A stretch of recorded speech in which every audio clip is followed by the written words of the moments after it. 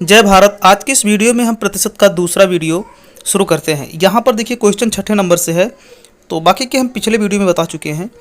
कहा है कि जान को एक परीक्षा में 20% अंक प्राप्त हुए और वह 10 अंकों से अनुत्तीर्ण हो गया। उसी परीक्षा में जय को 35% अंक प्राप्त हुए जो न्यूनतम उत्तीर्ण अंकों से 20 अधिक थे। उत्तीर्ण होने के लिए आवश्यक न्यूनतम अंकों का प्रतिशत ज्ञात कीजिए। अब यहाँ पर देखिए क्या कहा है कि 20%, ठीक है, इसको नोट कर दे रहे हैं। कहा कि वह 10 अंकों से अनुत्तीर्ण हो जाता है। जब 20% पाता है उसके बाद भी 10 अंक से वो फेल हो जाता है, यानी इस 20% में अगर उसे 10 अंक मिलता तो वो पास हो जाता है। ठीक है, बराबर किसके होगा? यहाँ पे कहा है कि फिर जय को 35% अंक प्राप्त हुए। जय को कितना मिला? 35% अंक मिला। ठीक है, और वह न्यूनतम उत्तीर्ण अंक से 20% यानी 20 अधिक थे, यानी कि 20 नंबर ये अधिक पाया जो पासिंग मार्क था, उत्तीर्ण था। तो अगर हम इसमें से 20 घटा दें तो पासिंग मार्क बचेगा। ठीक है, अब यहाँ पर देखिएगा क्या करेंगे, इस 10 को 20% को 35% में से घटाएंगे तो कितना बचेगा? आपका बचेगा 15%। ठीक है, और 20 को ला करके 10 में जोड़ देंगे, कितना हो जाएगा? 30। तो 1% बराबर कितना होगा? 2, क्योंकि काट देंगे 15 कम 15 दूना 23। ठीक है, तो 1% बराबर 2 होगा।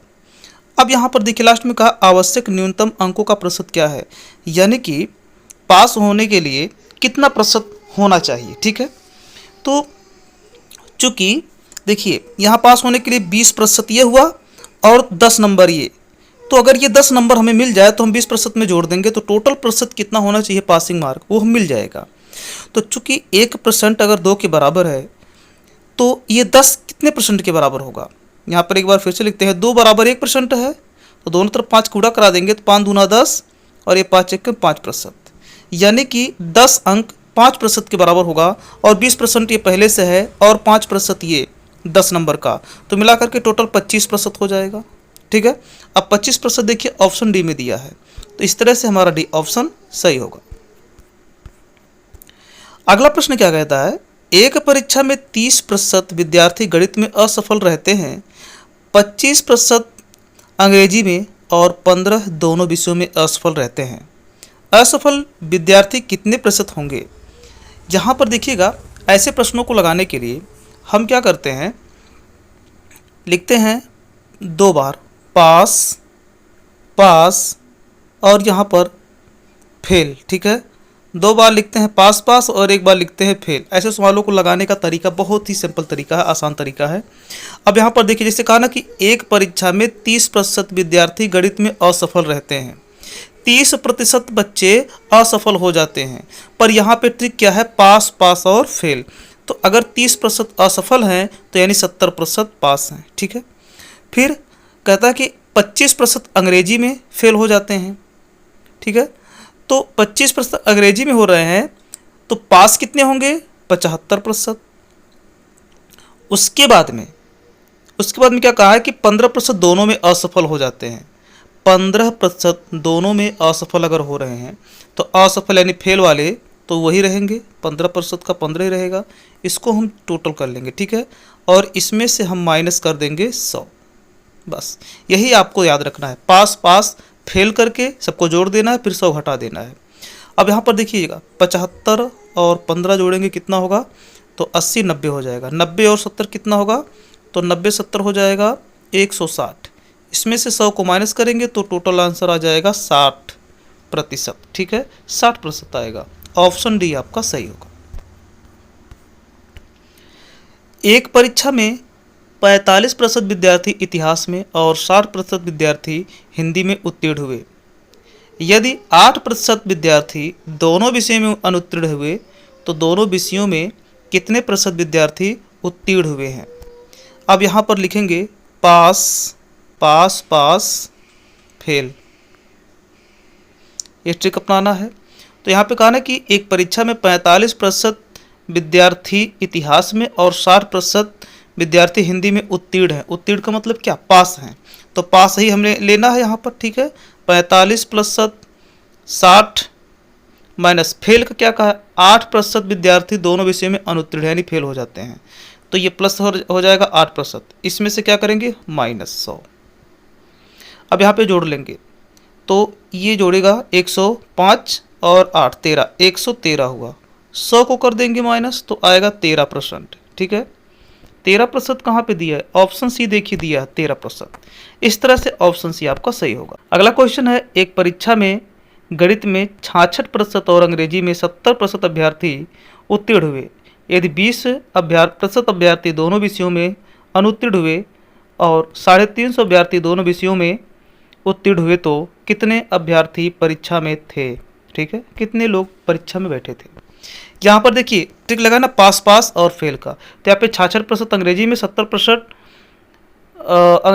66% यहाँ पे गणित में है और अंग्रेजी में 70% है, उत्तीर्ण हुए यानी कि पास हुए हैं, तो ट्रिक हमारा पास पास और फेल का लगेगा।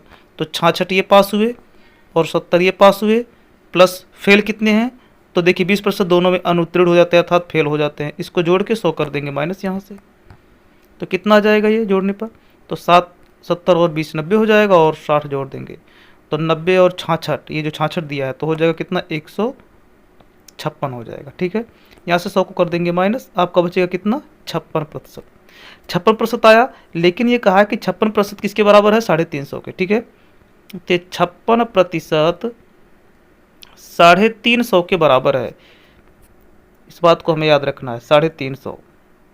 अब यहाँ पर देखिएगा कहा कि कितने अभ्यर्थी परीक्षा में थे, तो यहाँ से पहले हम 1% देखेंगे कितना होगा, तो 350 का बटा 56 कर देंगे। ठीक है, और जब 100% हम लेंगे, चूंकि 100% पूरे बनेंगे अभ्यर्थी, तो ये 3.5 यानी कि 100% जब लेंगे तो यहाँ पे सीधा हम क्या करेंगे 350 बटा 56 और इसमें हम 100 से करा देंगे गुणा। ठीक है, 100 से गुणा करा देंगे।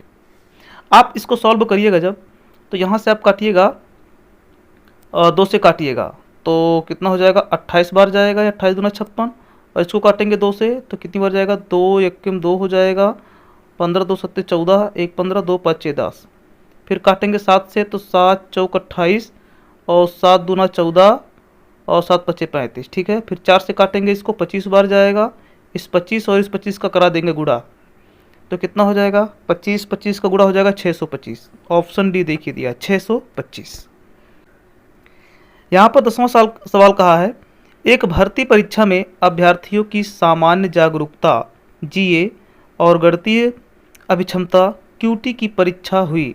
जीए और क्यूटी में क्रमशः 54% और 45% अभ्यर्थी असफल रहे, जबकि 16% दोनों में अनुत्तीर्ण हुए।